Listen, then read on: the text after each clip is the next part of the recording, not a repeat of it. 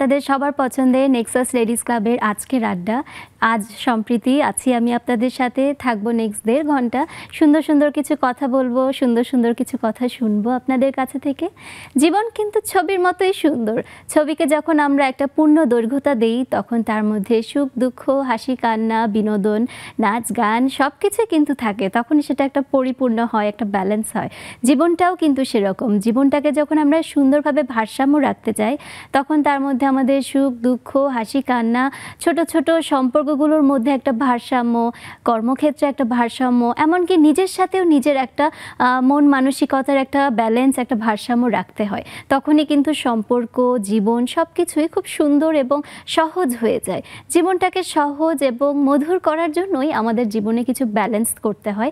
আজকে আমরা সেরকম একটা গুরুত্বপূর্ণ কিন্তু সহজ সরল একটা বিষয় নিয়ে আড্ডা দিব। জীবনে ব্যালেন্স করতে শিখুন। আপনারা কিভাবে জীবনে ব্যালেন্স করছেন এবং আপনাদের কি মনে হয়, এবং আমরাও কিছু আপনাদেরকে বলতে পারি, টিপস বলতে পারি যে জীবনটাকে অনেক সুন্দর এবং সহজ করার জন্য যে ব্যালেন্সগুলো আমাদের করতে হয়, এরকম একটা বিষয় নিয়ে আজকে আমরা আড্ডা দিব। এবং সবসময়ের মতো আমাদের সাথে দুজন অতিথি আছে, আমি তাদের সাথে আপনাদেরকে পরিচয় করিয়ে দিচ্ছি। এবং তার আগে আপনাদের জীবনের ব্যালেন্সগুলো নিয়েও আমাদের সাথে যদি শেয়ার করতে চান, স্ক্রিনে দেওয়া জুমের ইউজার আইডি এবং পাসওয়ার্ড নিয়ে আপনারা তাড়াতাড়ি আমাদের সাথে সংযুক্ত হয়ে যান। আমি আমাদের অতিথিদের সাথে পরিচয় করিয়ে দিচ্ছি। আমাদের সাথে আছেন উম্মেল আরা মাহিনুর, একজন ব্যাংক কর্মকর্তা। উম্মেল, আপনাকে অনেক অনেক শুভেচ্ছা আমাদের নেক্সাস লেডিস ক্লাবের আজকের আড্ডায়। আপনাকেও ধন্যবাদ, নেক্সাস টিভিকেও ধন্যবাদ আমাকে আমন্ত্রণ জানানোর জন্য। এবং আমাদের সাথে আছেন সোনালী সাহা, সহকারী শিক্ষা অফিসার, প্রাথমিক শিক্ষা অধিদপ্তর। সোনালী, আপনাকেও অনেক অনেক শুভেচ্ছা এবং ধন্যবাদ আমাদের নেক্সাস লেডিস ক্লাবের আড্ডায় আজকে আসার জন্য। আপনাকেও অনেক অনেক শুভেচ্ছা, নেক্সাস টিভিকেও অনেক অনেক শুভেচ্ছা। আজ আমরা আড্ডা দিব।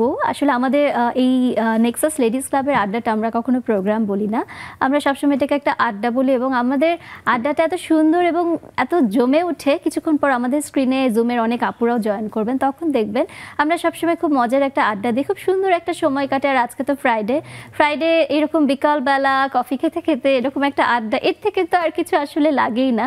ওই যে বললাম ব্যালেন্স করা, সো জীবনে এরকম আড্ডাও কিন্তু খুব দরকার আছে। কারণ অনেক সময় সিরিয়াস কিছু মুহূর্ত আসে, সেই সময়টা যদি আমরা একটু আড্ডা দিয়ে হালকা করে দিই, তাহলে কিন্তু মনটাও হালকা হয়ে যায়, জীবনটাও কিন্তু আরো মধুর হয়ে যায়। প্রথমে আমি বলবো উম্মেল, কি করা হচ্ছে? আপনি একজন ব্যাংক কর্মকর্তা, কোন ব্যাংকে আছেন এবং কতদিন ধরে আছেন? আমাদেরকে আপনার ব্যাপারে একটু আমাদেরকে বলবেন। ধন্যবাদ আপা। আমি উম্মেল আরা মাহিনুর, আমি এবি ব্যাংকে আছি। আমার সার্ভিস লেন্থ হচ্ছে 14 বছর। 14 বছর রানিং। আমি অ্যাসিস্ট্যান্ট ভাইস প্রেসিডেন্ট হিসেবে এবি ব্যাংকে কর্মরত আছি। বাহ, আপনার এবি ব্যাংকে আপনার প্রথম জার্নি ব্যাংকার হিসেবে, সো ওখান থেকে স্বপ্ন ছিল যে কিছু একটা করব বা ভালো কোনো ইনস্টিটিউশনে আমি কাজ করব। তো আমাদের সময়টায় ব্যাংকটা ছিল বুমিং সেক্টর। তো সেই জন্যই আমার প্রথম থেকে ইচ্ছা ছিল যে না, আমার এডুকেশনের সাথে জবটাও যেন পারফেক্ট হয়, সেই হিসেবে আমি ব্যাংকিং সেক্টরটাকে আমি আমার কর্মক্ষেত্র হিসেবে নিজেই চুজ করেছি। বাহ, ব্যাংক মানেই তো ব্যালেন্স, ফিনান্সিয়াল ক্লায়েন্ট এবং নিজের চারপাশে যে যারা কলিগ আছে সবাইকে ব্যালেন্স করে 14 বছর ধরে চলছে। তো বিশাল জার্নি এবং বিশাল এক্সপিরিয়েন্স আপনার, সেটা নিয়ে তো আমরা আসলে অনেক ডিটেইলে জানবো। সোনালী, কি করা হচ্ছে ডিটেইল আমাদেরকে একটু বলবেন আপনার জার্নি নিয়ে। আমি শিক্ষা কর্মকর্তা হিসেবেই আছি প্রাথমিক শিক্ষা অধিদপ্তরে। আপুর মতো আমারও 14 বছরের ক্যারিয়ার, তো মিলে গেছে কাকতালীয় ভাবে। তো এই 14 বছরে আমি যেহেতু শিক্ষা সেক্টরে আছি, তো আমার ব্যালেন্সিং কিন্তু শিশুদের থেকে শুরু। আমি প্রাথমিক ও গণশিক্ষা মন্ত্রণালয়ের আওতাধীন প্রাথমিক শিক্ষা অধিদপ্তর। তো জীবনে যে ব্যালেন্সটা দরকার, এটা হচ্ছে একেবারে শিশুর শৈশব থেকেই দরকার। এবং সেটাই আমার মনে হয় যে আমরা সেটা দিতে চেষ্টা করি সব সময়, শিক্ষার ভিতর দিয়েই তারা যেন কিভাবে জীবনে চলতে হয়। ঠিক শিশু যখন ছোট্টবেলায় মাত্র ভূমিষ্ঠ হয়, তারপরে আস্তে আস্তে দাঁড়াতে শেখে, তারপরে হাঁটতে শেখে, হাঁটার সময় থেকেই তার ব্যালেন্সিংটা শুরু হয়। এরপর জীবনের যে পথটা সে চলে, এখানে যে বাবা মা তাকে শেখায় কিভাবে চলতে হয়, প্রত্যেকটা ক্ষেত্রেই কিন্তু ব্যালেন্সিং এর বিষয়টা অবশ্যই জড়িত। তো সেইটা নিয়ে আমরা কাজ করছি। এবং ব্যক্তিগত জীবনে তো ব্যালেন্সিং অবশ্যই প্রয়োজন। ব্যালেন্স ছাড়া আসলে জীবন, ব্যালেন্স ছাড়া তো জীবন চলতে পারে না, ভারসাম্যহীন যেটা আর কি আমি সেটা বলবো হয়। জীবনের ক্ষেত্র আর নিজের পার্সোনাল লাইফ বা সাংসারিক জীবন, যে আমরা যেহেতু মেয়ে, আমাদের সংসারের সাথে কর্মক্ষেত্রটা সব সময়টা কিন্তু কন্ট্রাডিক্টরি। তো আমাদের কিন্তু ব্যালেন্সিং করে আগাতে হয়, এবং যে ব্যালেন্স করতে পারবে না সেই কিন্তু লাইফে সাকসেস হতে পারবে না। সেটা আপনি সাংসারিক বলেন, পার্সোনাল বলেন বা অফিসিয়াল বলেন, প্রত্যেক সেক্টরেই ইমব্যালেন্স লাইফ লিড করা যায় না। উম্মেল কত সালে বিয়ে হয়েছে আপনার? আমার 2011-তে। 2011, তার মানে আপনার জবে ঢোকার সময় অথবা সাথে সাথে? আচ্ছা, সাথে সাথেই একটা মেয়ের জীবনে যখন প্রথম বিয়ে হয় সেটা একটা প্রথম ধাক্কা। তারপর যখন স্টুডেন্ট থাকে তখন এক ধরনের মজা, তারপর যখন জব সেক্টরে যায় তখন আরেক ধরনের একটা লাইফ শুরু হয়। সো একসাথে আপনি দুইটা লাইফ নতুনভাবে স্টার্ট করেছেন। ওই সময়টা বলবেন কিভাবে তখন ব্যালেন্স, মানে কখন কিভাবে ব্যালেন্সটা করা শুরু করলেন? খুবই কঠিন প্রশ্ন এবং খুবই কঠিন সময়। আসলে আমার ওই সময়টার কথা মনে পড়লে আসলে খুব ভয় লাগে। আমরা তো আসলে স্টুডেন্ট লাইফের সাথে সাথেই আমরা জবে ঢুকেছি, তো তখনও আমার মাথায় ছিল না যে এখনই সংসার লাইফে ঢুকবো, আরেকটু সেটেল হয়ে ভেবেছি। কিন্তু বাসা থেকে তো প্রেশার যে না, চাকরিও করতে হবে, সংসারও করতে হবে, সবই করতে হবে। ওই যে বাবা মা মাথায় দিয়েছে যে না, ব্যালেন্সিং করতে হবে। তো ওই সময়টা আমার একটু টাফ ছিল, কারণ প্রথমে আমি এই যে 2 অক্টোবর আমার অফিসিয়াল লাইফ শুরু হয়, আর 7 অক্টোবর হচ্ছে আমার ম্যারিড লাইফ শুরু হয় একই সাথে।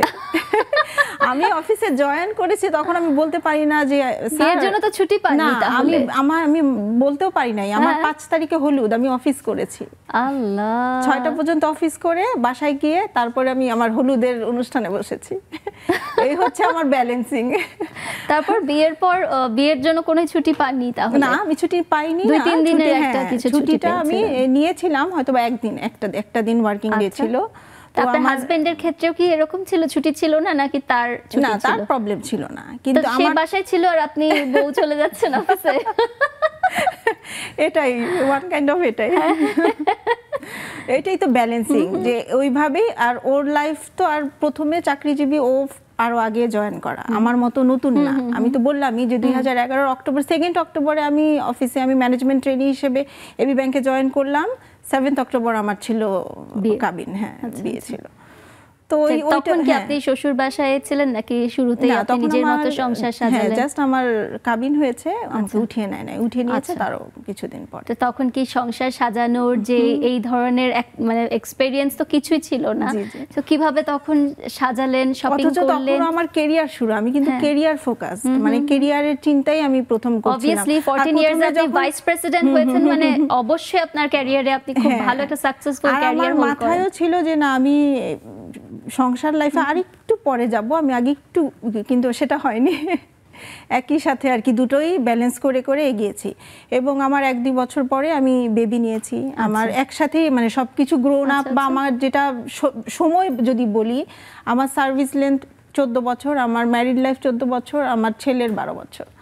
তো সবকিছুই একসাথে আমি ব্যালেন্স করে করে আজকে এই পজিশনে এসেছি। কিভাবে রেখে অফিসে যেতেন? সেটাও আরো অনেক কষ্টের, আরেকটা জার্নি, সেটা আমরা জানবো, অবশ্যই জানবো। এটা একটা বিশাল জার্নি। সোনালী, আপনার কাছে যাব। এই যে একই কথা, বিয়ে আগে হয়েছে নাকি জব আগে শুরু হয়েছে? আমার বিয়ে আগে হয়েছে, জব পরে হয়েছে। আমি যখন লেখাপড়া করতাম তখন থেকেই আমার মেন্টাল সেটআপ ছিল যে আমি জব করব, কিছু একটা করতে হবে আর কি। এই শুধু শুধু পড়াশোনাটা বেকার বেকার নষ্ট হতে দেওয়া যাবে না। তো বিয়েটা অ্যারেঞ্জ ম্যারেঞ্জ ছিল। অনেকেই বলেছিল যে বিয়ের পর চাকরি করা যাবে না, তো তাদেরকে আমি রিফিউজ করেছি। অবশ্যই, কারণ আমার টার্গেট ছিল আমি চাকরি করব।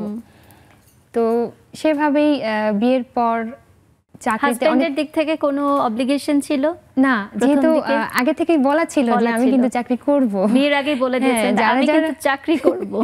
যারা যারা প্রার্থী ছিল, যারা ভেবেছিল যে না বউকে দিয়ে চাকরি করানো যাবে না, আমি ওকে বলেছি ওকে গুড বাই, করা যাবে না, গুড বাই, আমাকে চাকরি করতে হবে।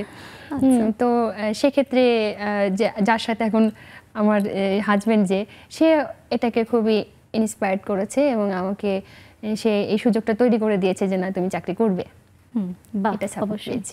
তারপর যখন জব শুরু করলেন, বিয়ের কত বছর পরে স্টার্ট করলেন জব করা? বিয়ের তাও বেশ কিছু পরেই চাকরি পেয়েছি, মানে চাকরি পেতে পেতে সময় গেছে আর কি। আচ্ছা, তখন একটা সময় কি কোনো ফ্রাস্ট্রেশন কাজ করছিল যে এখনো পাচ্ছি না কেন, শুধু শুধু ঘরে থাকতে ভালো লাগছে না, হয় না? না না, ওরকম আসলে কখনো ছিলাম না। আমি স্কুলে করতাম, আচ্ছা, কাছে কিনারে যে স্কুলগুলো ছিল সেগুলোতে করতাম, জব করতাম, মানে বসে থাকি নাই।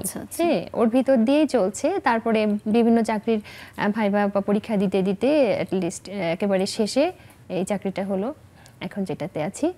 তো এভাবেই আর কি স্ট্রাগলটা। এখন আপনি শিক্ষা অধিদপ্তর, এটা নিয়ে আমাদেরকে একটু ডিটেইলটা বলবেন?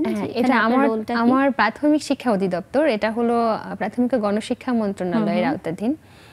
প্রাথমিক শিক্ষা অধিদপ্তর হচ্ছে বলবো যে দেশের যত সেক্টর আছে তার সর্ববৃহৎ প্রতিষ্ঠান। আচ্ছা, কারণ আমাদের 65,000 প্লাস স্কুল, প্রায় 66,000-এর কাছাকাছি স্কুল আছে, সরকারি প্রাথমিক বিদ্যালয়, সরকারি। আচ্ছা, তো এই স্কুল এবং এই যে সারা বাংলাদেশে অনেকগুলা অফিস আছে, বিভাগীয়, জেলা পর্যায়ের, উপজেলা পর্যায়ের, সবগুলো এখানকার ইনস্ট্রাকশন দিয়েই পরিচালিত হয়। আচ্ছা, তো অনেক বৃহৎ পরিসরে কাজ করতে হয়। পরিসরে আপনার রোলটা ওখানে? আমি যেহেতু শিক্ষা অফিসার হিসাবে আছি ওখানে, আমার রিলেটেড যেসব, মানে আমি এখন বর্তমানে আছি হলো ট্রেনিং ডিভিশন। ট্রেনিং ডিভিশনে টিচারদেরকে ট্রেনিং দেয়া, টিচারদের ট্রেনিং এর বিষয়টা আছে। তাছাড়াও আরো অনেক বিষয় জড়িত। এছাড়াও পাশাপাশি আমাকে দেখতে হচ্ছে কারিকুলাম এন্ড রিসার্চ, এটাতেও আমাকে কাজ করতে হচ্ছে। বর্তমানে কারিকুলামটার কি অবস্থা না অবস্থা বা কিছু রিসার্চ ওয়ার্ক আছে। কারিকুলামের মধ্যেও তো আমি বলবো যে অনেক বেশি ব্যালেন্সিং এর প্রশ্ন এসে যাচ্ছে, বিকজ আমরা দেখতে পাচ্ছি যেহেতু আপনি শিক্ষা পরিসরে আছেন, লাস্ট মানে বিগত কয়েক বছরে আমাদের কয়েক ধরনের কারিকুলাম আসলো এবং গেল, আমি যদি if I am not wrong. হ্যাঁ, তো সেই ব্যালেন্সিংও আপনাদের বারবার করতে হচ্ছে মনে হয়। একবার আসলো হচ্ছে সৃজনশীল মনে হয়, না? হ্যাঁ, সৃজনশীল আসলে 6 থেকে এটাকে ইন্ট্রোডিউস করা হয়েছে। আমাদের হচ্ছে যোগ্যতা ভিত্তিক, মানে একটা শিশু যখন শিখবে সে দক্ষ হয়ে তৈরি হবে, সে শুধু জ্ঞান ভিত্তিক সমাজ ব্যবস্থায় চলবে সেটা না। আপু, আমরা একটা ছোট্ট বিরতিতে যাব, এসে আমরা এই বিষয়টা নিয়ে একটু জানতে চাবো, বিকজ আসলেই মানে আপনারা শিক্ষা ক্ষেত্রে, যেহেতু আপনি শিক্ষা মন্ত্রণালয়ের আওতায় কাজ করছেন, আমাদের দর্শকরা অনেক বেশি জানতে ইচ্ছুক হবে যে এখানেও যে আপনারা ব্যালেন্সটা করছেন সৃজনশীল। বিকজ আমি বলবো আগে একটা সময় যখন ছিল তখন একটা পর্যায়ে যাওয়ার পর সাবজেক্ট চুজ করতে পারতো, কিন্তু এখন মনে হয় সবকিছুই পড়তে হবে, এরকম একটা ব্যাপার আছে সৃজনশীলে।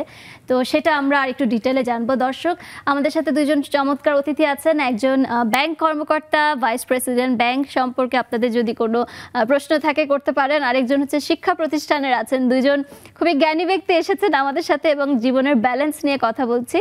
আপনারা কিন্তু চলে আসেন, সরাসরি সংযুক্ত হয়ে যান। একটা ছোট্ট বিরতিতে যাচ্ছি, সাথেই থাকুন।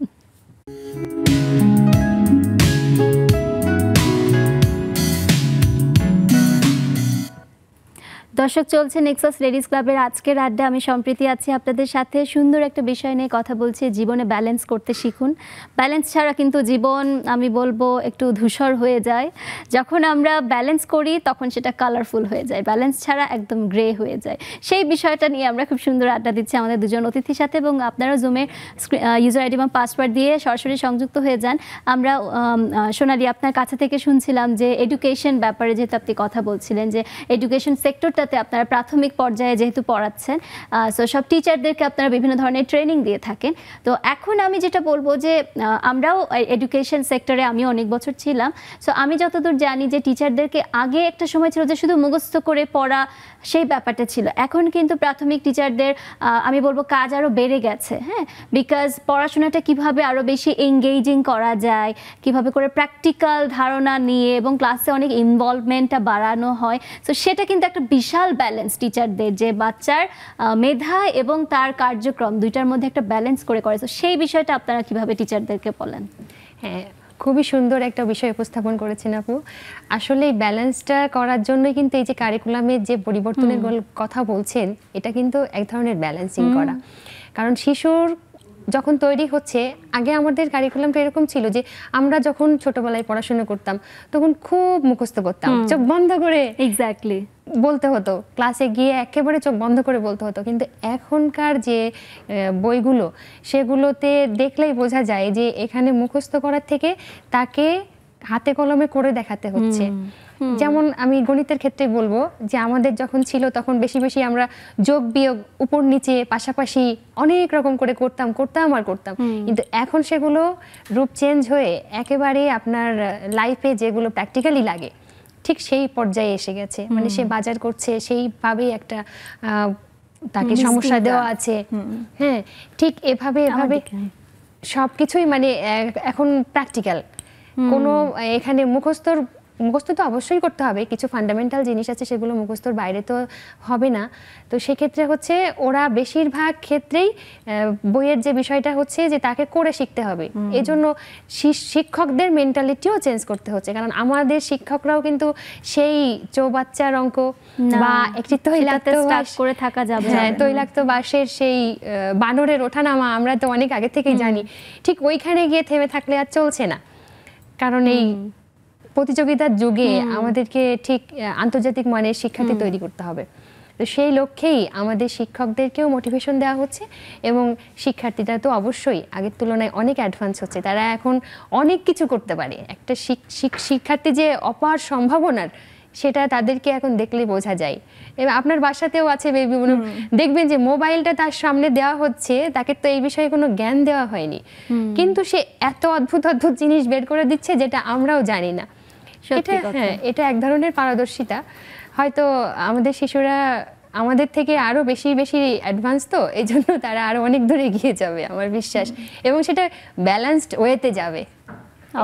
অবশ্যই সেটাই, এটা তো একটা টিচারের জন্য আর কি বিশাল ব্যালেন্সের ব্যাপার। শিক্ষা ক্ষেত্রটা কিন্তু এটাতে একদম পুরো মুখ্য ভূমিকা রাখে, একদম ডিরেক্ট। কারণ আমরা কিন্তু বাচ্চাকে সকাল থেকে দুপুর পর্যন্ত একটা টাইম কিন্তু স্কুলেই থাকে বেবিরা, তো ওরা ওখান থেকে শেখে, ওদের মেজর শিক্ষাটা কিন্তু স্কুল থেকেই আসে। তবে হ্যাঁ, পরিবারের কাছে তো এটা অপরিহার্য, এটা কোনো এটার সাথে কোনো কিছু তুলনা নাই, বাট স্কুল থেকে যে শিক্ষাটা এবং টিচারদের উপরে সেটা কিন্তু পুরোপুরি নির্ভরশীল। উম্মেল, আপনার কাছে জানতে চাবো, প্রথমে আপনি জয়েন করেছিলেন ট্রেনি হিসেবে, এখন অ্যাসিস্ট্যান্ট ভাইস প্রেসিডেন্ট, একটা লম্বা জার্নি। এটার জন্য ডেফিনেটলি আপনার তো সেই রকম স্ট্রাগল অবশ্যই করতে হয়েছে, প্লাস আমরা সবাই জানি কর্মক্ষেত্রে একটা কম্পিটিশন এনভায়রনমেন্টও কাজ করে, কম্পিটিটিভ লাইফে, কর্পোরেট লাইফে একটা কম্পিটিটিভ এনভায়রনমেন্ট, সেখান থেকে মানে চড়াই উতরাই আপনি তারপর এসেছেন আজকে এতদূর পর্যন্ত। কোন কোনো ডিফিকাল্টিজের কথা আমাদের বলবেন, এবং সেখান থেকে আপনি পেরিয়ে উঠেছেন এবং একটার পর একটা যে প্রমোশন পেয়েছেন, সেই জার্নিগুলো আমাদেরকে একটু বলবেন। হ্যাঁ, এটা আসলে প্রত্যেকটা মেয়ে যারা কর্মজীবী আছেন, আমি ব্যাংকিংয়ে আছি সেটা না, যারা ব্যাংকিংয়ের বাইরে কর্পোরেট সেক্টরে থাকতে পারে বা এডুকেশন সেক্টরে থাকতে পারে, প্রত্যেকটা ক্ষেত্রেই কিন্তু একই রকম মেয়েদের জন্য। হয়তো বা কম বেশি কিছু ডেভিয়েশন থাকবে, কিন্তু সব ক্ষেত্রেই কিন্তু স্ট্রাগল করতেই হবে, আর প্রতিবন্ধকতা থাকেই। প্রতিবন্ধকতা পেরিয়ে যে আমরা এই পজিশনে আসতে পারবো সেটা কিন্তু প্রপার ব্যালেন্সিংয়ের মাধ্যমে। এবং একটা মেয়ে, আমি মেয়েদেরকে কেন বলছি, কারণ আমার কিন্তু বাসায় গেলে শুয়ে থাকলে হয় না, কিন্তু যদি আমি ছেলের কথা বলি, তার জন্য কিন্তু আবার একটা মেয়ে বা মা বা ওয়াইফ রেডি থাকে তাকে সার্ভ করার জন্য। আমার জন্য কিন্তু কেউ সার্ভ করার জন্য বসে থাকে না। তো ও প্রত্যেকটা ক্ষেত্রেই আমাদের ব্যালেন্সিং করে চলতে হয়। প্লাস আমার যে এই দীর্ঘ 14 বছরের জার্নি, প্রথমেই আমি বলেছি যে আমার চাকরি জীবনটা আমি বিয়ের পর মানে একই সাথেই আমি শুরু করেছি, তো আমারটা ছিল আরেকটু স্ট্রাগলিংয়ের।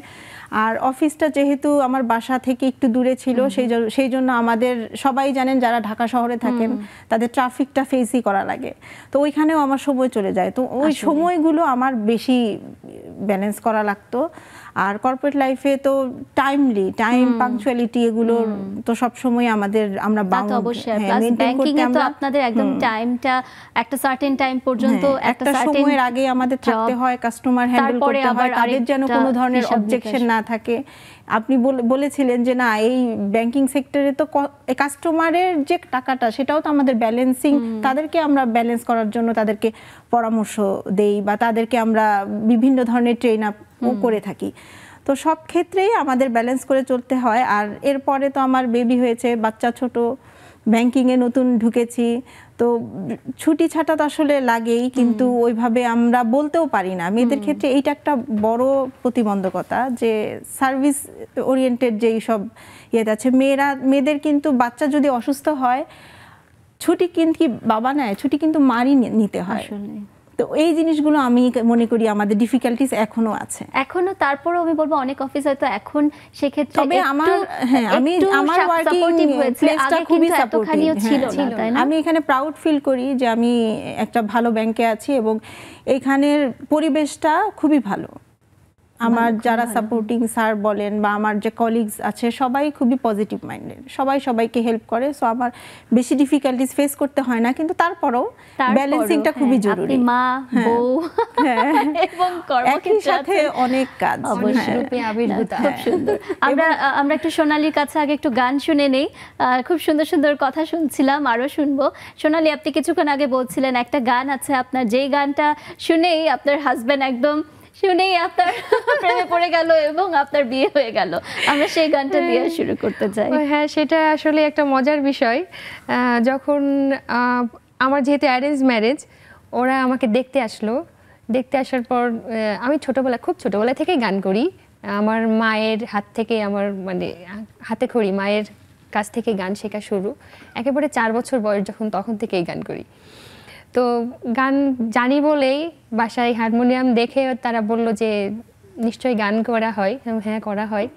তো গান শুনতে চাইলো, যথারীতি আমি গান গাইতে বসে গেলাম এবং গাইলাম আমার পছন্দের একটা গান। তো সেটাই আগে শোনাই। অবশ্যই।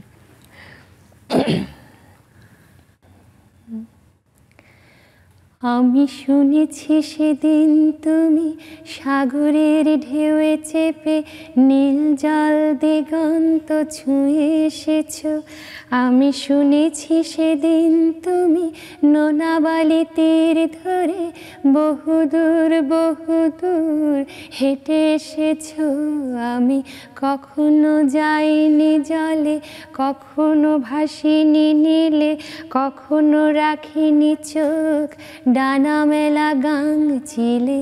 আবার যেদিন তুমি সমুদ্র স্নানে যাবে, আমাকেও সাথে নিও। নেবে তো আমায়, বলো নেবে তো আমায়। আমি শুনেছি সেদিন নাকি তুমি তুমি তুমি মিলে তোমরা সদল বলে সভা করেছিলে। আর সেদিন তোমরা নাকি অনেক জটিল ধাঁধা না বলা অনেক কথা কথা তুলেছিলে। শুধু শুধু ছুটে ছুটে চলা, কথা বলা, নিজের জন্যে বাঁচা, নিজেকে নিয়ে। যদি ভালোবাসা নাই থাকে, শুধু একা একা লাগে। কোথায় শান্তি পাবো, কোথায় গিয়ে, বলো কোথায় গিয়ে। আমি শুনেছি তোমরা নাকি এখনো স্বপ্ন দেখো, এখনো গল্প লেখো, গান গাও প্রাণ ভরে। মানুষের বাঁচা মরা এখনো ভাবিয়ে তোলে, তোমাদের ভালোবাসা এখনো গোলাপে ফোটে। আস্থা হারানো এই মন নিয়ে আমি আজ তোমাদের কাছে এসে দুহাত পেতেছি। আমি দু চোখের গহ্বরে শূন্যতা দেখি শুধু। রাত ঘুমে আমি কোনো স্বপ্ন দেখি না, তাই স্বপ্ন দেখব বলে আমি দু চোখ পেতেছি। তাই তোমাদের কাছে এসে আমি দুহাত পেতেছি, তাই স্বপ্ন দেখব বলে আমি দু চোখ পেতেছি।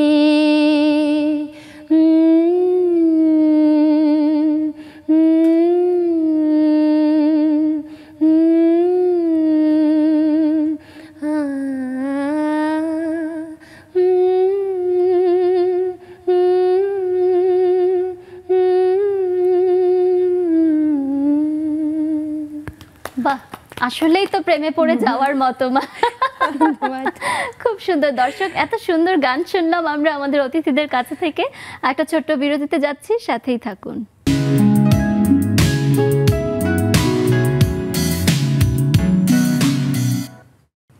দর্শক, চলছে নেক্সাস লেডিস ক্লাবের আজকের আড্ডা। আমরা কথা বলছি জীবনে ব্যালেন্স করতে শিখুন, খুব জরুরি একটা জিনিস, এবং আমরা জানি সবাই আমরা ব্যালেন্স করে চলি দেখে এখন অবধি জীবনটাকে উপভোগ করতে পারছি। এবং আমাদের অতিথিদের সাথে কথা বলছিলাম, আমরা দেখতে পাচ্ছি জুমে আমাদের আপুরাও জয়েন করেছেন। আমি দেখতে পাচ্ছি নাজিয়া আপু এসেছেন, শানু আপু, সোনিয়া আপু, আনোয়ারা আপু, হাসিনা আপু সবাই জয়েন করেছেন। আপনারাও সরাসরি সংযুক্ত হয়ে যান। ওমেল, আপনার কাছে একটু প্রশ্ন করব। আমরা এতক্ষণ শুনছিলাম যে কিভাবে ওয়ার্ক লাইফ এবং ফ্যামিলি লাইফ কিভাবে করে ব্যালেন্স করা হয়, বাট একটা সবচেয়ে কঠিন একটা বিষয় যেটা, সেটা হচ্ছে আমাদের নিজেদের সাথে নিজেদের যে ব্যালেন্স করার বিষয়টা। অনেক সময় মন ভালো থাকে, অনেক সময় মন খারাপ থাকে, হয় না? একটা সময় হতেই পারে আপনার মনটা হয়তো খুব খারাপ, কিন্তু আপনার ক্লায়েন্টের সাথে আপনার সবসময় কথা বলতে হবে এবং ব্যাংকে হাসতে হবে, হাসতে হবে, পরিপাটি সুন্দর হয়ে থাকতে হবে। শরীর খারাপ হলেও প্রপারলি থাকতে হবে। মন খারাপ, মুড খারাপ, রাগ, কোনো কিছু কিন্তু প্রকাশ করা যাবে না, স্পেশালি ব্যাংকে তো সেটা করা যাবেই না। তো এরকম হলে তখন কিভাবে নিজেকে কাউন্সেলিং করেন যে না না মানে করা যাবে না, কিভাবে করেন সেটা? আসলে সেটা হচ্ছে কি নিজের উপর। আমার ফ্যামিলি লাইফ থেকে যদি আমার কোনো ধরনের প্রবলেম নিয়ে আমি অফিসে আসি, তো সেটা আমার অফিসে ঢোকার সাথে সাথেই নিজেকে আমি কাউন্সেলিং সেভাবেই করি যে না, এখানে তো আমি ওটা শো করতে পারবো না, যেটার জায়গা সেখানে। আবার অফিসের অনেক ওয়ার্কলোড নিয়ে আমি কাজ করলাম, বাসায় গিয়ে বাচ্চাদের সাথে বকাঝকা করলাম, বা ওরা ছোট একটা ভুল করলো ওটার জন্য আমি শাউট করলাম, সেটাও করা যাবে না। এটাকে কিন্তু আসলে ব্যালেন্সিং বলে না। তো নিজেকে কাউন্সেলিং করি ওইভাবেই যে না, আমি যেখানে কাজ করছি এটার জন্য আমাকে পেইড করছে, তো আমি তো এখানে আমার পার্সোনাল কোনো ইস্যু যেন রিফ্লেকশন আমার চেহারাও থাকবে না, আমার কাস্টমারও যেন সেটা বুঝতে না পারে।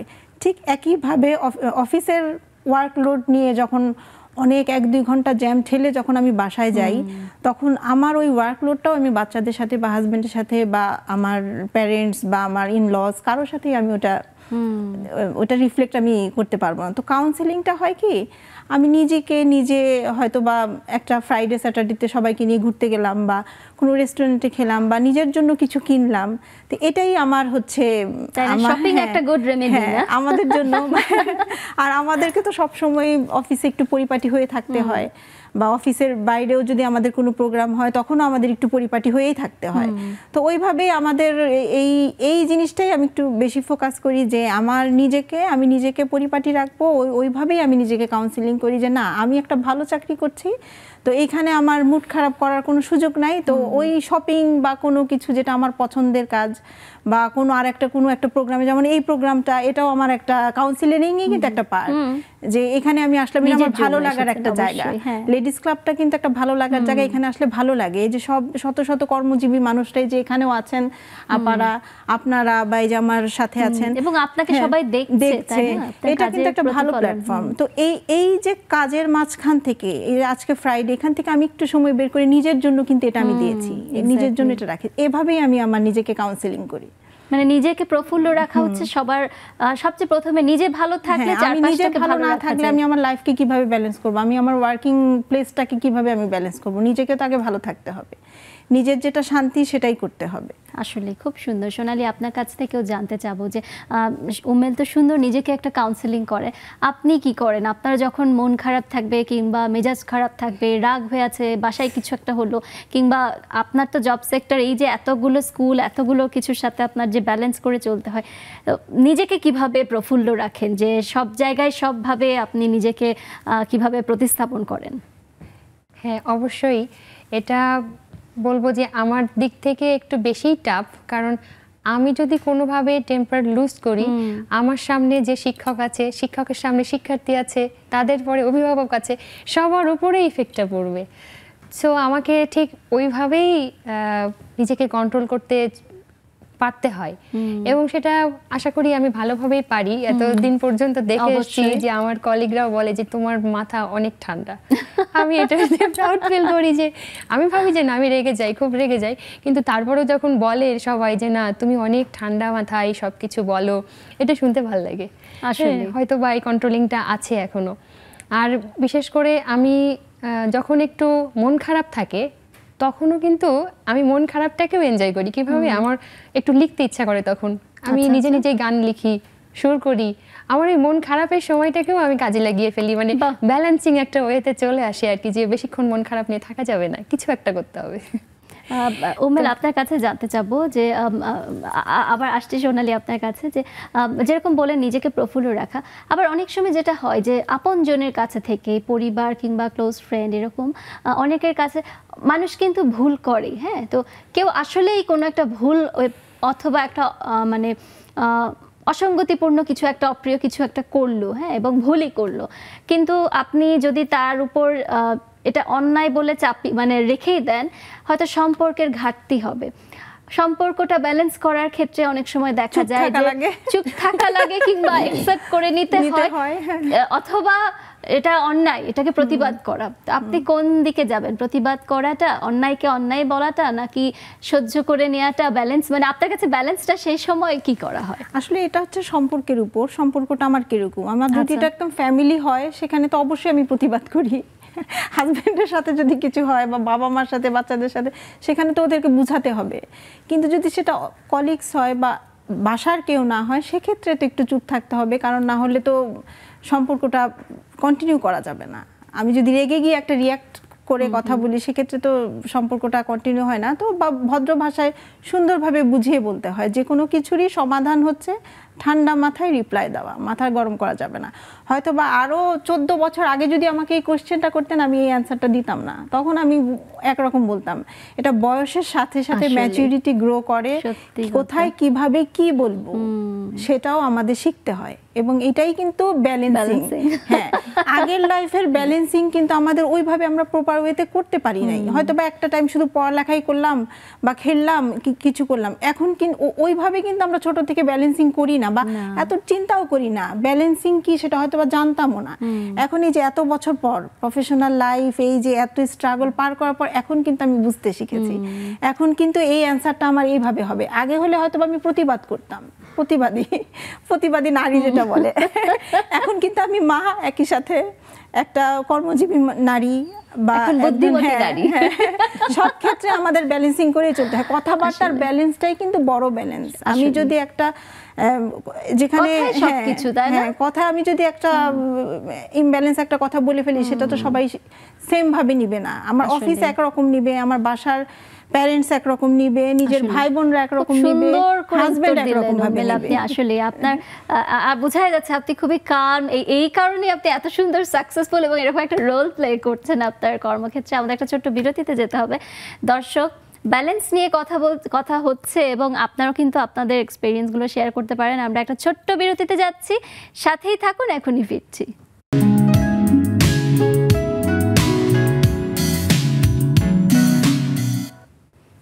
দর্শক, চলছে নেক্সাস লেডিস ক্লাবের আজকের আড্ডা, এবং আমরা আজকে আড্ডা দিচ্ছি জীবনে ব্যালেন্স করতে শিখুন, একটা গুরুত্বপূর্ণ বিষয়, এবং সেটা নিয়ে আমরা আড্ডা চলছে আমাদের অতিথিদের সাথে, এবং জুমের ইউজার আইডি এবং পাসওয়ার্ড দিয়ে আপনারা জয়েন করতে পারেন, এবং আমরা দেখতে পাচ্ছি আমাদের আপুরা জয়েন করেছে।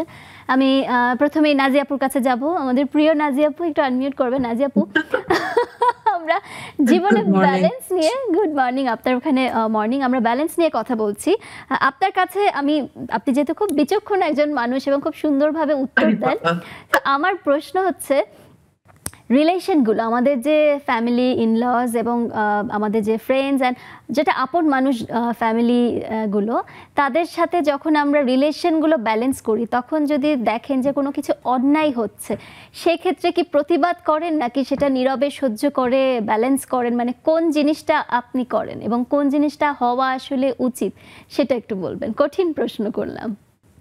অনেক কঠিন প্রশ্ন সম্পর্কে। গুড মর্নিং সবাইকে। আমি শুনছিলাম স্টুডিওর আপাদের সহনশীলতা, তাদের মাল্টিটাস্কিং, ব্যালেন্সিং। আমি তো, তুমি যেভাবে বললে আমাকে, আমি একেবারেই সেরকম কিছুই না, তাদের ধারে কাছেও না, তোমাদের ধারে কাছেও না। তোমরা কত কিছু করছো একসাথে, সুপার ওম্যান এক একজন। একদমই না, আপনি আপু। কিন্তু আমি চেষ্টা করে, আমার কাছে মনে হয় সবাই কিন্তু মানে শ্বশুর বাড়ির লোকজনকে যদি ধরো, তারা তো তোমার আপনজন তৈরি হবে, তখনও কিন্তু আপনজন হয় না প্রথম থেকে। আপনজন তাদেরকে কাছে নিয়ে আসতে হয়, তাই না?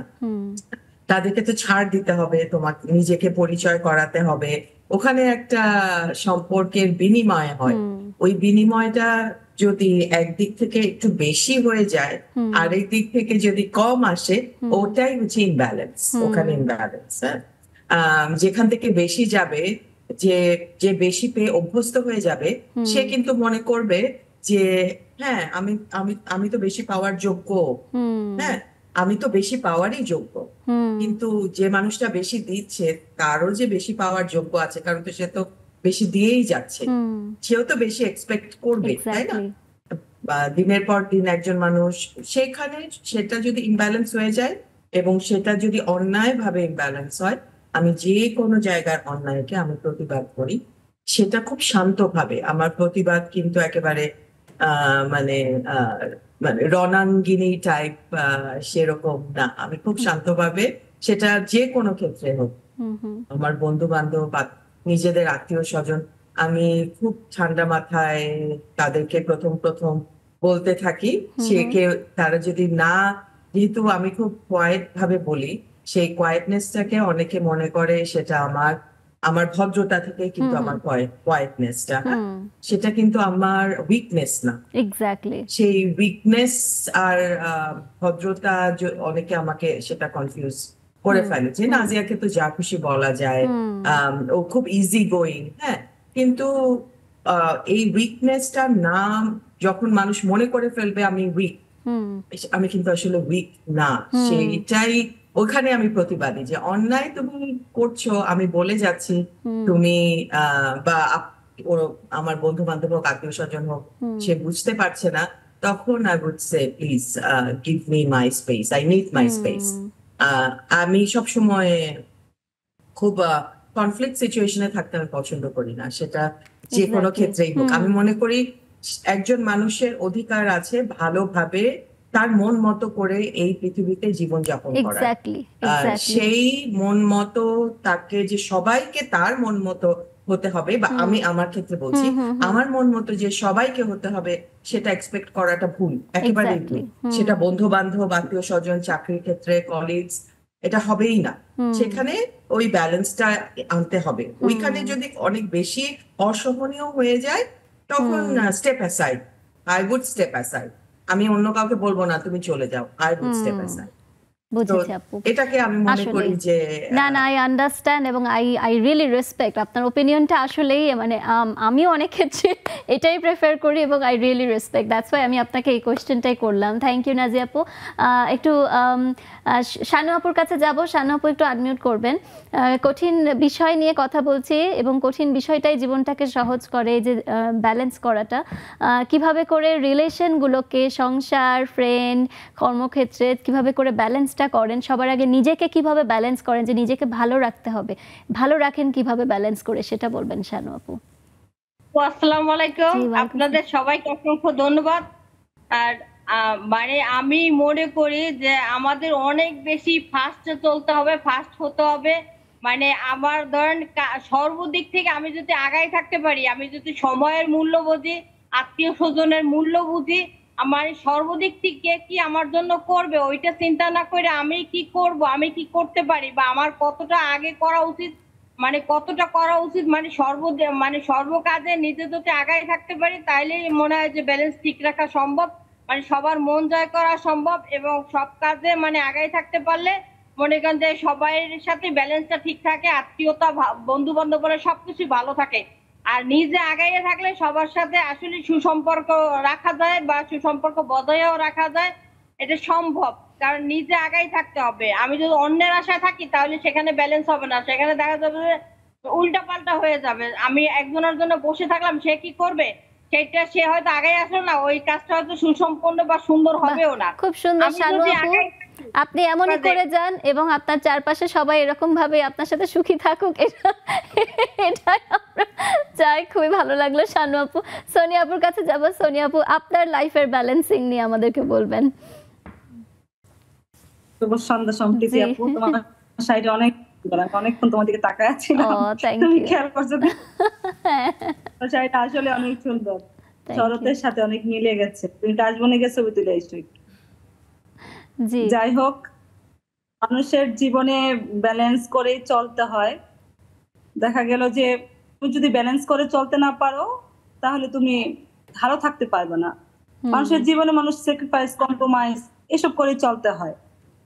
আর মানে আর যে বলো না যে একটা প্রতিবাদের ভাষা না সুন্দরও হতে পারে, যে প্রতিবাদ করবো যে প্রতিবাদের ভাষা খুব কঠিন হবে এরকম না। আমি দেখবো যে আমি ভায়োলেন্স হচ্ছি, তখন আমি একটু প্রতিবাদ করতে পারি, কিন্তু প্রতিবাদের ভাষা যে খুব করা হবে এরকম না। সুন্দর করে তাদের সাথে ব্যালেন্স করে প্রতিবাদ করা যায়। যেমন আমি একটা উদাহরণ দেই যে আমাদের গ্রামের মানুষ এখন সন্ধ্যার সময় হলে দেখে কি যে ইন্ডিয়ান চ্যানেলের যত মানে জি বাংলা, স্টার জলসা নিয়ে মা চাচিটা বসে থাকে। বাংলায় অনেক সুন্দর সুন্দর নাটক হয়। এই যে আমাদের নেক্সাস টেলিভিশনের কত সুন্দর একটা প্রোগ্রাম হয়, তারা কিন্তু এনজয় করতে পারে। কিন্তু তারা এটা না করে তারা কি করে, এই যে কূটনীতি শিখে বসে বসে 3-4 ঘন্টা বসে। যেমন আমার আম্মু মনে করেন, হ্যাঁ আমার আম্মু, আমি দেখি যে আমি রাতে আমার আম্মুর বাসায় গেলে আমি রাতে ঘুমাই যাই, সে দেখি 12টা 12:30 বেজে যায়, নাটক দেখা বন্ধ হয় না। বাসায় নাটকের মানে সাউন্ড আসতে থাকে পাশের রুম থেকে। আমি আম্মুরে বলি যে আম্মু, এই যে সন্ধ্যার থেকে টিভি চলছে, নাটক দেখছো, এটা কি মানুষের লাইফ হলো? মানে যদি আমি তার মানে রিমোট নিয়ে টানাটানি করতে যাই তাহলে আর ব্যালেন্স হলো না। যে যেমন করে চলতে চায় আমার মাঝে মাঝে মনে হয় তাকে তেমন করে চলতে দেই না, আমি আমাকে আমার মতো করে রাখি, তাহলে আমি মানে ভালো থাকতে পারবো। যদি আমি তার সাথে তর্ক বিতর্কে জড়াই যাই, আর্গুমেন্টে জড়াই যাই, তাহলে আমরা কেউই ভালো থাকতে পারবো না। আবার বন্ধু বান্ধবের সাথে মতের অমিল হতেই পারে, সেটাকে ব্যালেন্স করে নিতে হবে যে আচ্ছা বন্ধু এটা এমন না এমন। যদি আমি সেটাকে আবার আর্গুমেন্টে জড়াই যাই তাহলে আর বন্ধুত্বের সম্পর্ক এটা টিকে থাকবে না। আসলে আমরা তো মানুষ, আমাদের অনেক সময় অনেক কিছু হয়, কিন্তু সেটাকে ব্যালেন্স করে চলাটা আমার কাছে মনে হয় মানে বুদ্ধিমানের কাজ। আসলে খুব সুন্দর কথা বলেছেন সোনিয়া আপু, থ্যাংক ইউ সো মাচ। আমাদের একটা ছোট্ট বিরতিতে যেতে হবে, আমরা এখনই ফিরছি।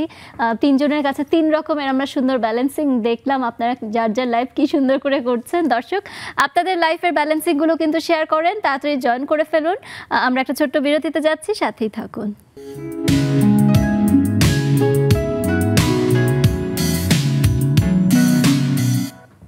দর্শক, চলছে নেক্সাস লেডিস ক্লাবের আজকের আড্ডা। আমরা কথা বলছিলাম জীবনে ব্যালেন্স করতে শিখুন এবং কিভাবে ব্যালেন্স করছি সেটা নিয়েই কথা হচ্ছে আমাদের জুমের আপুদের সাথে। আমি একটু হাসিনা আপুর কাছে যাব। হাসিনা আপু একটু আনমিউট করবেন। আমি দেখতে পাচ্ছি আরও আপুরা জয়েন করেছেন। হাসিনা আপু কিভাবে জীবনে ব্যালেন্স করেন, এবং একটা প্রশ্ন হচ্ছে ব্যালেন্স করতে গিয়ে অনেক সময় অনেক কিছু সহ্য করতে হয়, আপনি সেক্ষেত্রে কি করেন? যে সহ্য করেন নাকি প্রতিবাদ করেন সম্পর্ক ধরে রাখার জন্য? কোন জিনিসটা করেন? আসসালামু আলাইকুম আপু, শুভ সন্ধ্যা সবাইকে, অনেক ধন্যবাদ। সুন্দর একটা প্রশ্ন। জি, যেখানে অন্যায় অবিচার ওখানে তো প্রতিবাদ হবে, বুঝছো? সেটা একটু লাউডে হোক, একটু গরমে হোক, আস্তে হোক, যেভাবেই হোক প্রতিবাদ হবে। অন্যায় আমি মানতে পারি না, এটা সমস্যা আছে। আর হচ্ছে যেখানে মনে করো কোনো ধরনের দেখা গেছে যে অকারেন্স ঘটতেছে, সবাই ভাবতেছে যে সম্পর্কটা নষ্ট হয়ে যাবে বা আমার একটা স্বার্থ মানে স্বার্থে আঘাত করবে, এই স্বার্থটা আমার উদ্ধার হবে না, এরকম যে ব্যালেন্স গুলি যারা করে না, ওরা আমি মনে করি সবচেয়ে খারাপ। কারণ কি, নিজের একটা স্বার্থের জন্য তুমি 10 জনের ক্ষতি করে ফেললা। এইখানে যদি তুমি আজকে প্রতিবাদ করতা, যে কোনো একটা সমস্যা হয়েছে, তুমি করার সাথে দেখবা কি তুমি প্রতিবাদ করলে না, তখন আবার 2 জন ঠিকই আগায় আসে মুখ খুলে। তো এটা হচ্ছে করা উচিত, কারণ আজকে যেটা হয়েছে আগামী দিনে আর ওইটা হবে না। যদি এরকম 2-1 জন দাঁড়ায় বা অন্যায়টার বিরুদ্ধে প্রতিবাদ করে, তো এটা করা উচিত। তো একদম দেখা গেছে কি ওরকম করে রেখে গেলে না, অনেকে আবার বলে কি লাভ, আমি তো এটার সুবিধাটা ভোগ করে যেতে পারবো না। কিন্তু এই যে ব্যালেন্সটা তুমি করতে যাচ্ছ, এটা কিন্তু খারাপ ব্যালেন্স, এটা কিন্তু কোনো ভালো ব্যালেন্স না। কারণ কি, তুমি করে যাও, সমস্যা নাই তো, পরবর্তী জেনারেশন যে আসবে সে ভালোটা পাবে। আজকে তুমি কষ্ট করে একটু একজনের জন্য কাজ করে গেলে, যেমন মনে করো আমি আজকে কষ্ট করে জবটা করি, জবটা করার কারণে দুইজনের জব করার কারণে কিন্তু একটু স্বাচ্ছন্দ্য ভাবে চলি। একজনের জবে যেটা আমি করতে পারতাম ওইটা কিন্তু দুইজনের জবে আরো ভালোভাবে চলতে পারতেছি, এবং ওই ভালোটা থাকার কারণে কিন্তু আমি ছেলে মেয়েকে দেখা গেছে হয়তো আমার এলাকায় পড়াইতাম কিংবা আরেকটু ভালো জায়গায়, আমি কিন্তু এখন ওই দুইজনের জবের জন্য ব্যালেন্স করে চলার কারণে আরেকটু ভালো জায়গায় পড়ানোর চিন্তা করি। তো এরকম আত্মীয় স্বজন বলো, অন্যায় কোনো কিছু, ভালো কোনো কিছু, কিংবা অফিসিয়াল বলো, বাসা বলো, সব জায়গায় কিন্তু ব্যালেন্স করে চলতে হয়। তবে সেটা কি সমঝোতার মধ্যে হলে সেটা সবচেয়ে বেটার হয়। আর সবসময় কিন্তু উগ্র কোনো কিছু দিয়ে, মানে উগ্র উল্টাপাল্টা কিছু দিয়ে কিন্তু সব জায়গায় সবসময় ব্যালেন্স ঠিক থাকে না, রাখা যায় না। সেজন্য হচ্ছে মানে সুন্দরভাবে বলতে গেলে আমার মনে হয় প্রথম বলা উচিত সুন্দরভাবে, না মানলে পরে দেখা গেছে যেটা যেভাবে করা উচিত অন্যায় কিছু হয়ে থাকে। থ্যাংক ইউ হাসিনা আপু, আসলে সহজ পথটাই বলেছেন যে অন্যায়ের উপর আর কিছু নয়। রাশেদ আপুর কাছে যাব। রাশেদ আপু থ্যাংক ইউ, জয়েন করেছেন। রাশেদ আপু আপনার কাছে ওই প্রশ্নটা করব যে আপনি যেহেতু কানাডায় থাকেন এবং অনেক ধরনের সোশ্যাল অ্যাক্টিভিটিসের মধ্যে আপনি অনেক বেশি ইনভলভ, সো দেখা যায় যে কর্মক্ষেত্রে সবাই কাজ করে, কর্মক্ষেত্রে কিছু কিছু মানুষ থাকে যারা অনেক ইম্পর্টেন্ট কিন্তু সবসময় ইন্টারফেয়ার করবে যেটা দরকার নাই, এবং কাজের মধ্যে সবসময় একটা ব্যাঘাত ঘটাবেই যেটা কোনো দরকার হয় না, কিন্তু তাদের সাথে আবার রিলেশন তাদেরকে ওখানে রাখতেও হবে, আপনি কাট করে দিতে পারেন না। ব্যালেন্স কিভাবে করেন সেক্ষেত্রে রাশেদ আপু? জি ধন্যবাদ সবাইকে, শুভ সকাল কানাডা থেকে। জি, এবং খুবই ভালো লাগছে আমাদের আজকে রেজানা আপুকে, যেমন আজকে রেজানা আপু আমাদের সম্প্রীতি আপু আজকে ব্যালেন্স করে শাড়ি পরেছে, সবসময় কালারফুল, আজকে একদম মাইল্ড এবং মাইল্ডের ভিতরে উজ্জ্বল colour, so nice, so pretty. তো এটা হলো ব্যালেন্স। সাপ্তাহিকে আপনি এখন ব্যালেন্স সব কালার অ্যাড করে এখন এর সাথে সাদা এসে কম্বিনেশন ব্যালেন্স হয়ে গেল, যে সব মিক্সড আছে। তো সেরকম এটা একটা খুব আসলে ওয়েলকাম, এটা একটা খুব ইম্পর্টেন্ট প্রশ্ন, বিশেষ করে আমাদের কানাডা যারা এখন ইউটিউব দেখছে আমি তাদেরকে বলবো আসলে জব ক্ষেত্রে এটা বাইরে খুবই মানে খুবই জরুরি এই জিনিসটা জানা, ব্যালেন্স করাটা। কারণ এখানে এত কনস্পিরেসি, এত পলিটিক্স চলে ইন্টারনাল ভাবে, যেখানে সবকিছু ব্যালেন্স করে চলাটা খুবই টাফ। তবে আপনার ম্যানেজার এবং আপনার যারা ওনার আছে ওদের সাথে খুব একটু ভালো সুসম্পর্ক রেখে আদার্স যারা মিসবিহেভ করে বা একটু অন্যরকম, ওদের সাথে ব্যালেন্স করার জন্য নিজেকে সংযত করা এবং কিছু কথা ইগনোর করে অ্যাভয়েড করে এড়িয়ে সবার সাথে সুসম্পর্ক রাখাটাই বেস্ট পলিসি। কাউকে কিছু বলা দরকার নেই, যে স্ট্রেট ফরওয়ার্ড এখানে চলে না, এখানে যতটা মিনিমাইজ করে লাইফ চলতে হবে সেটাই চলা সব ক্ষেত্রে আমি বলবো। খুব সুন্দর, খুব সুন্দর। Thank you so much Rashida আপু, খুবই সুন্দর কথা বললেন। আমি একটু নেলি আপুর কাছে যাব। নীরবতায় সম্মতির লক্ষণ এবং নীরব থেকে যতখানি আমরা আসলে ব্যালেন্স করতে পারি, নেলি আপু আপনি আপনার ব্যালেন্সিং নিয়ে বলবেন, সেক্ষেত্রে কি বলবেন? আসসালামু আলাইকুম সম্প্রীতি আপু, সবাইকে আসসালামু আলাইকুম, শুভেচ্ছা। আসলে আপনি যত ব্যালেন্স করে চলতে পারবেন আসলে আপনি ভালো থাকবেন, সেটা আপনার ফ্যামিলিতে হোক, আপনার কর্মক্ষেত্রে হোক, বন্ধু বান্ধব যে বাচ্চাই হোক, কিন্তু ব্যালেন্সটা আসলে আপনি যতটা ঠিক করে রাখতে পারবেন সবার সাথেই ভালো থাকবেন। তার মানে এই নয় যে কেউ অন্যায় করলো সেটা আমি প্রতিবাদ করলাম না, সেটাও করতে হবে, সেটাও করতে হবে, ওদের সাথে ভালো একটা সম্পর্ক রাখতে হবে, ওদের ভুলটাও ধরিয়ে দিতে হবে। তো এটাই বোধহয় আমার ব্যালেন্সটা রাখা যায়। তো ভুলকে ভুল এবং ঠিককে ঠিক বলতে হবে। আসলে খুব সুন্দর কথা। থ্যাংক ইউ নেলি আপু, thank you so much Nelly আপু। জাফরিন খুকু আপুর কাছে যাব। খুকু আপু আপনি কিছু বলবেন এই বিষয়ে? একটু আনমিউট করবেন খুকু আপু। আসসালামু আলাইকুম আপু, শুভ সন্ধ্যা। জি আপুদেরকে শুভেচ্ছা। আপু ব্যালেন্স তো করতেই হয়, পারিবারিক ভাবে, সামাজিক ভাবে, সব ক্ষেত্রে আমাদেরকে ব্যালেন্স করে চলতে হয়। তবে সত্যি কথা বলতে আমি একটু অন্যায়ের প্রতিবাদী করি, ছোটবেলা থেকে একটু মুখরা টাইপের, মুখের উপরেই বলে দিই। তো এটা অনেকে আমাকে নিষেধ করতো, যেটা করো না, বড় হলে এটা প্রবলেম হবে। ছোটবেলা আমাকে অনেকে বলতো মুখের উপরে কখনো প্রতিবাদ করতে হয় না, আমি এটা মানতাম না। তো যখন দিন দিন বড় হয়ে গেলাম না, আস্তে আস্তে কর্মক্ষেত্রে বলেন, সাংসারিক ক্ষেত্রে অন্যায়ের জায়গা আমি কেন দেখতে পারি না, মানে সহ্যই করতে পারি না। একটা আছে না যে দেখছি সহ্য করতে, ঠিক আছে চুপ থাকি না, আমার মানে দেখলে আমার মাথার মধ্যে মানে মাথাটা গরম হয়েছে, এটা কি, এটা এত বড় অন্যায়টা হবে কেন? তো মুখের উপরে প্রতিবাদ করাটাকে অনেকেই খারাপ বলে, কিন্তু আমি মনে করি যে মুখের উপরে বলাটাই বেটার। আড়ালে কারো কাছে গিয়ে বলা বা অন্যভাবে সমালোচনা করা বা চুপ করে থেকে পরে এটাকে মনে করা, এটা ঠিক না। হ্যাঁ ব্যালেন্স করতে হয়, তারপরে ব্যালেন্স করতে হয়। মানুষের হয়তো একটু কষ্ট লাগে বা খারাপ লাগে মুখের উপরে বলে, কিন্তু অন্যায়টা তো আসলে একদিনে বা 2 দিনে দেখে কিন্তু সবাই হুট করে প্রতিবাদ করে না। হয়তো অনেক দিন সহ্য করতেছে, তখন একটা সময় সহ্য হচ্ছে না, হাস করে মুখের উপরে বলে দেয় যে এটা কেন হলো, এটা কেন করলো না। ওই জিনিসটা কিন্তু সামনের জন কিন্তু বোঝে না। সামনের জন বলে দেয় হ্যাঁ তুমি প্রতিবাদ করলে তুমি ভালো না, তুমি এই ব্যাপারটা ঠিক আপনি যেটা বলেছেন এটা আসলে দরকার, এটার মধ্যে ব্যালেন্স একটু আনতে হয়। অনেক কিছু মেনে নিতে, কিন্তু সব ক্ষেত্রে স্যাক্রিফাইস করা যাবে না। কিছু কিছু ক্ষেত্রে হয়তো মেনে নিতে হয়, পারিবারিক সম্পর্ক ভালো রাখার জন্য, সামাজিক ভাবে রিলেশন ভালো রাখার জন্য ইগনোর করে যেতে হয়, কিন্তু সব ক্ষেত্রে না। যেটা অন্যায়, যেটা সামাজিক ভাবে মানে বড় আকার ধারণ করতে পারে, সেটা প্রতিবাদ করতেই হবে। সেটা থ্যাংক ইউ সো মাচ কুকু আপু, একদম সত্যি কথা বলেছেন। এবং দরকার আছে সবকিছু, এই যে এটাই ব্যালেন্সিং, যে অবশ্যই গরম হওয়া দরকার আছে, নরম হওয়া দরকার আছে। সোনালী, আপনি সেক্ষেত্রে কি বলবেন আমাদের আপুদের কথা শুনে? আমি তো আপুদের অভিজ্ঞতার কথা শুনছিলাম, মুগ্ধ হয়ে শুনছিলাম। আসলে এই লেডিস ক্লাবকে ধন্যবাদ যে এইরকম একটা প্ল্যাটফর্মের ব্যবস্থা করার জন্য। প্রত্যেকটা নারী, মানে বিশেষ করে আমি বলবো পুরুষের তুলনায় নারীকেই বেশি ব্যালেন্সিং যে বিষয়টা, এটাকে রপ্ত করতে হয়। কারণ তার ঘুম থেকে উঠে ঠিক রাত্রে শোবার আগ মুহূর্ত পর্যন্ত পুরোটা সংসার, কর্মজীবন সব মিলিয়ে সবখানেই এই ব্যালেন্সিংয়ের জায়গাটা মেয়েদের ক্ষেত্রে যেন বেশি করতে হয় আর কি। সেক্ষেত্রে সব আপুদের সাথে কথা বলে বলে আমি অনেকগুলো অভিজ্ঞতা পেলাম, এবং আমার খুব ভালো লাগছে যে আপুরা সবাই খুব সুন্দরভাবে তাদের অভিজ্ঞতা শেয়ার করেছেন। আপনি কি করেন? আপনি কি প্রতিবাদটা করেন? মানে প্রতিবাদ করেন? প্রতিবাদ আসলে অবশ্যই প্রতিবাদ তো ভিতর থেকেই আসে, কিন্তু ওই যে বললাম আমি একটু ঠান্ডা ভাবে করি। আপু যেমন একদম গরম গরম হয়ে বলে ফেলে, আমি ঠিক অতটা গরম হয়ে বলতে পারি না, তবে সেটা অবশ্যই প্রকাশ করি। সেটার জন্য কখনো সাফার করেছেন? প্রতিবাদ গরম ভাবে করতে পারেননি দেখে আপনার উপর অনেকবার চাপিয়ে দেওয়া হয়েছে, সাফার করেছেন, তারপর রিগ্রেট করেছেন যে এতখানি আমার অ্যাকসেপ্ট করাটা উচিত হয়নি, কখনো রিগ্রেট করেছেন? না, ঠিক এরকম কখনো ভাবি না, কারণ আমি জীবনটাকে খুব সহজ ভাবি।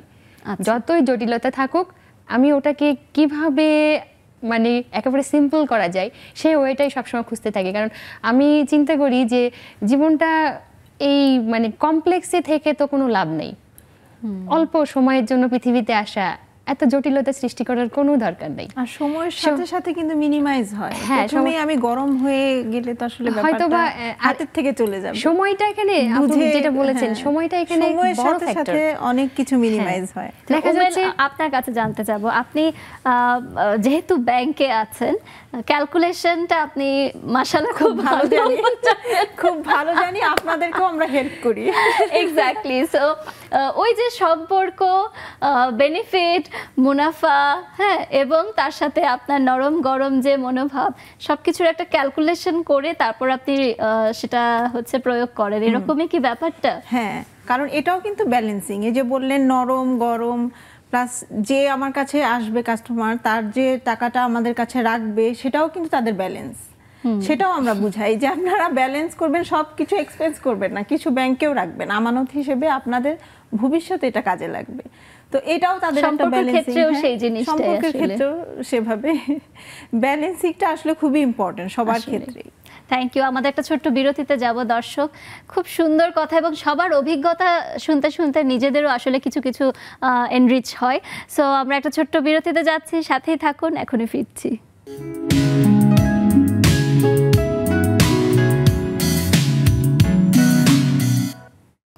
দর্শক, চলছে নেক্সাস লেডিস ক্লাবের আজকের আড্ডা। আজকে আমরা আড্ডা দিচ্ছি জীবনে ব্যালেন্স করতে শিখুন, এরকম একটা সুন্দর বিষয় নিয়ে আমরা কথা বলছিলাম আমাদের স্টুডিও আপুদের সাথে। উমে, আপনার সাথে কথা বলছিলাম ব্রেক টাইমে, আমরা আসলে এটা নিয়ে কথা বলছিলাম যে সামটাইমস রিলেশন আসলে ফর্মাল থাকাটাই বেটার দেন বেশি আন্তরিক হওয়া। বেশি আন্তরিকতা হয়ে গেলে জাজমেন্ট চলে আসে, আবার বেশি মহরম দহরম হলে দেখা যায় অপ্রাসঙ্গিক কথাও চলে আসে, ইন্টারফেয়ারেন্স চলে আসে। সো আপনার সেক্ষেত্রে কি মনে হয় যে ফর্মাল থেকেই ব্যালেন্সটা বেশি ভালো হয়, নাকি আন্তরিকতাতে একটু সমস্যাই হয়? না, আসলে এটা হচ্ছে সম্পর্কের উপর। আপনার অফিসিয়াল সম্পর্ক অবশ্যই সেটা ফর্মাল হতে হবে, ওখানে কোনো ইনফর্মাল কথাবার্তা হলেই বিপদ। ওখানে সবসময় ফর্মালিটিস মেনটেন করতে হবে, আর ওখানে ফর্মাল ভাবেই আমি থাকবো, কোনো জাজমেন্টাল হব না। কিন্তু অফিসিয়াল বাইরে যেটা আমার পারিবারিক জীবন যেটা, সেখানে আমার পুরো ইনফর্মাল কথা বলা, সেখানে আমার অসুবিধা নাই। যে কোনো হ্যাঁ যে কোনো একটা সিচুয়েশন হলে প্রতিবাদ করতেই পারি, বা আমার মতের অমিল থাকতেই পারে। আবার জব ক্ষেত্রে যেটা হয় যে মেয়েদের ক্ষেত্রে আবার একটু বেশি এই ফর্মালিটিস কিংবা ব্যালেন্সিংটা মেইনটেইন করতে হয়। সবার সাথে তো ওইভাবে কথা বললে সেখানে আমাদের অনেক ব্যাপার আছে, সেটা সবাই কম বেশি ফেস করবে। এক্স্যাক্টলি। আমাদের ওই অফিসিয়াল সম্পর্কটা খুব ভেবেচিন্তেই আমাদের কন্টিনিউ করতে হয়। আসলে তো ওখানে আমাদের ফর্মালি থাকতে হয়, এটা আমাদের রুলসের মধ্যেও পড়ে। এবং শুধু জব ক্ষেত্রেই না, আমি বলবো যে জীবনে চলার পথে মেয়েদেরকে বলেন সবাইকে, মানে বেশি আপনি যখন হেসে কথা বলবেন তখন এক ধরনের কমেন্ট আসে, আপনি আবার বেশি রাগারাগি করলে তখন এক ধরনের কমেন্ট আসে।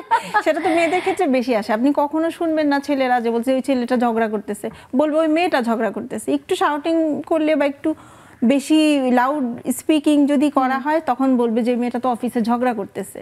তো ওই আবার হেসে হেসে কথা বললে তো কোনো কথাই নাই, ক্যারেক্টারের সমস্যা। এর জন্যই ফর্মালিটিস, অবশ্যই ফর্মাল রিলেশন কলিগদের সাথে। আর যেটা কলিগের বাদে যেটা আমরা ফ্রেন্ড আছি বা আমরা নিজেরা যেটা ইয়ে করি, সেই পরিবেশ আলাদা, সেখানে আপনার কেউ কিছু বলার নাই। কিন্তু অফিসটা পুরাই আলাদা, কর্পোরেট লাইফটা পুরাই আলাদা, ওটা পুরাই স্ট্রিক্টলি মেনটেন করতে হয়। সত্যি কথা। আমি একটু আমাদের জুমের আপুদের কাছে যাব। আমি দেখতে পাচ্ছি নার্গিস আপু আছে। নার্গিস আপু একটু আনমিউট করবেন, আমরা কথা বলছিলাম ব্যালেন্সিং নিয়ে। তো ব্যালেন্সিং এর ক্ষেত্রে কিভাবে করে মানে আপনজনদের সাথে, তার মধ্যে ফ্রেন্ড পড়ে, ফ্যামিলি পড়ে, ইনলস পড়ে, সবাই পড়ে, হ্যাঁ, তো কলিগরাও পড়ে, তাদের সাথে এক একজনের সাথে এক একভাবে কিন্তু ব্যালেন্স করতে হয়, এক একভাবে এক এক রূপও কিন্তু অনেক সময় নিতে হয়। তো সেক্ষেত্রে আপনি কিভাবে কি করেন নার্গিস আপু? আসসালামু আলাইকুম ওয়া রাহমাতুল্লাহি ওয়া বারাকাতুহু। ওয়ালাইকুম সালাম। ব্যালেন্স যে টপিকসটা খুবই একটা গুরুত্বপূর্ণ আর এই সময়ের যুগোপযোগী একটা টপিক।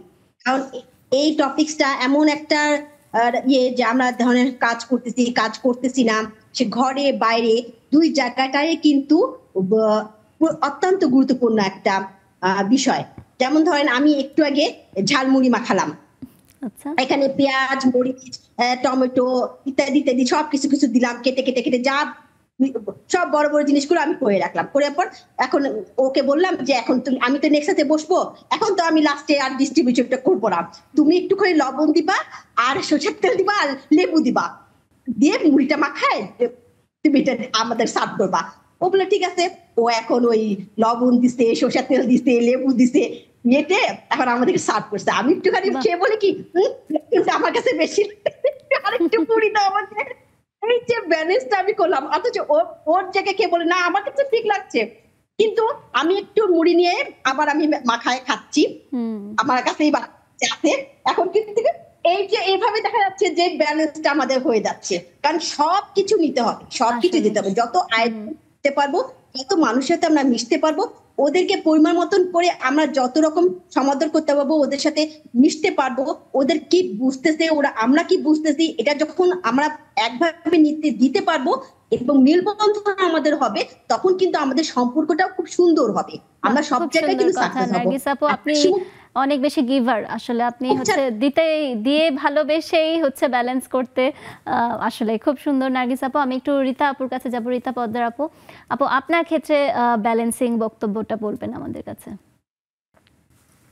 সবাইকে শুভ সন্ধ্যা। জি, আসলে আমরা যারা নারী তাদের গুণ অনেক বেশি, দোষ অনেক বেশি, এই জন্য ব্যালেন্সটা আমাদেরই মনে বেশি একটু রাখতে হয়। জি, যেমন বন্ধু বা প্রিয়জন যারা আছে, সামাজিক যেভাবে বন্ধনে আমরা আবদ্ধ হই, তাদের সাথে কিন্তু আমাদের প্রতিদিন দেখা হয় না, তো সপ্তাহে একদিন 2 দিন বা প্রতিদিন হইলো কিছু সময়ের জন্য। কিন্তু পরিবারের সবার সাথে কিন্তু আমাদের প্রতি ঘুম থেকে ওঠা থেকে ঘুমানো পর্যন্ত, ইভেন ঘুমানো অনেক সময় চোখ খুলে দেখতে হয় যে এটা আমার দেখতে। যাই হোক, তো আমার মনে হয় যে সবকিছু শোনা যাবে না, সবকিছু দেখা যাবে না, এই দুইটা জিনিস ব্যালেন্স করলে মনে হয় সম্পর্কটা সুন্দর থাকে। এবং আমি সেটাই চাই যে সবার সাথে ব্যালেন্সটা সুন্দর রাখতে। কেউ আমার কথা খুব মন খারাপ করলো বা সমালোচনা করলো, সেটা দরকার নাই। সুন্দর একটা সম্পর্ক হোক, আমাকে কে কিছু বললো আমি একটু অ্যাভয়েড করার চেষ্টা করি, বা দেখে শুনেও তাহলে আমার মনে হয় সম্পর্কটা মিষ্টি হবে। থ্যাংক ইউ রিতা আপু, থ্যাংক ইউ সো মাচ। মিষ্টি আপুর কাছে যাব, একটু আনমিউট করবেন। মিষ্টি আপু, সাইলেন্ট করে কি হচ্ছে ব্যালেন্স করেন, নাকি প্রতিবাদ করে ব্যালেন্স করেন, নাকি কিভাবে ব্যালেন্স করেন? বিলিয়ে দিয়ে ব্যালেন্স করেন, নাকি যেখানে আপনার দরকার নিতে হবে সেখানে নিয়ে নেন? কি করেন মিষ্টি আপু? ধন্যবাদ সম্প্রীতি। ভালো আছে তো আপু? জি আপু, ব্যালেন্সিংটা যার যার মতো ম্যান টু ম্যান ভ্যারি করে। যেমন ব্যালেন্সিং করতেই হবে। আজকে আমার সারাদিন কাজ ছিল, আমার মেয়ে বেকারনেসের পরে ওর আজকে অ্যাস্ট্রোনমিক ক্লাবের অনেক ফাংশন ছিল, প্রোগ্রাম ছিল, তো আমি রান্নাটা কালকে করে রাখলাম। সারাদিন ওকে নিয়ে দৌড়া বাসায় আসলাম, এসে দেখি 7টা আমার নেক্সাস তো শেষ হয়ে যাচ্ছে, নাস্তা সব রেডি, সব বাদ দিয়ে আমি দৌড়ায় বসে পড়লাম যে আগে একটু অ্যাটেন্ড করে নিই। This is called I think balancing. তো এরকম ভাবে আপু জীবনে সব সময় ব্যালেন্স করতে হয়। আমি চাটা বানিয়ে রেখে দিয়েছি, এখনো খাইনি, সারাদিন আমি ওখানে, ঠিক আছে আপু?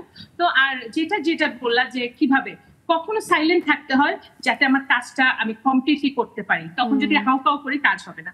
কখনো সাইলেন্ট, কখনো প্রতিবাদের জায়গায় প্রতিবাদ, এভাবে আপু যখন যেই বুদ্ধি, তবে যে কাজটা, সেই কাজটাকে আমাকে আগে ইম্পর্টেন্সে দেখতে হবে এবং সেভাবে ব্যালেন্সিং করে কাজটা করতে হবে। খুব সুন্দর মিষ্টি আপুর কথা আর আমাদের যে অতিথি উম্মেল একদম মিলে গেছে, যে রেজাল্ট আগে তারপর সেই হিসেবে ব্যালেন্স। খুব সুন্দর, thank you so much. Obaida আপু ছিলেন, ওবায়দা আপুকে দেখতে পাচ্ছি। ওবায়দা আপু একটু আনমিউট করবেন। ওবায়দা আপু, আপনি ব্যালেন্স কিভাবে করেন একটু ছোট্ট করে বলবেন আমাদেরকে। আসসালামু আলাইকুম আপু, আপনার সাথে আমার অনেকদিন পর বসা, মাঝখানে অসুস্থ ছিলাম না, আরো কারণ ছিল। আমি যে ব্যালেন্স এখন করলাম, আমি রান্না করে উঠলাম, একটু রেস্ট নিতে শুয়েছিলাম, একটু ঘুমালাম, ঘুম থেকে উঠে চা বানালাম, চা বানিয়ে রাখলাম যেন পরে সবকিছু রেডি করে তারপর রান্নাও শেষ করলাম, তারপরে এসে এখানে বসলাম। এখন আমি উঠে চা খাবো, আবার এইভাবেই ব্যালেন্স করে চলি, মানে আমার জন্য সবগুলাতেই আমি অ্যাটেন্ড করতে পারি। আমার সংসারের কোনো সমস্যা নয়, আমার যেন জুমো বাদ না যায়, এইভাবে নিজেকে প্রফুল্ল রাখেন। খুব সুন্দর ওবায়দা আপু, নিজেকে প্রফুল্ল রাখেন, সেভাবে ব্যালেন্স করেন। আমরা অনেক একদম শেষ পর্যায়ে চলে এসেছি, আমরা একটা গান শুনবো। তার আগে উম্মেল, আপনার কেমন লাগলো এখানে এসে, এবং সোনালী আপনার কেমন লাগলো একটু বলবেন সংক্ষেপে আমাদেরকে, এবং ব্যালেন্স নিয়ে যদি নিউ জেনারেশনকে কিছু বলতে চান একটু বলবেন সংক্ষেপে।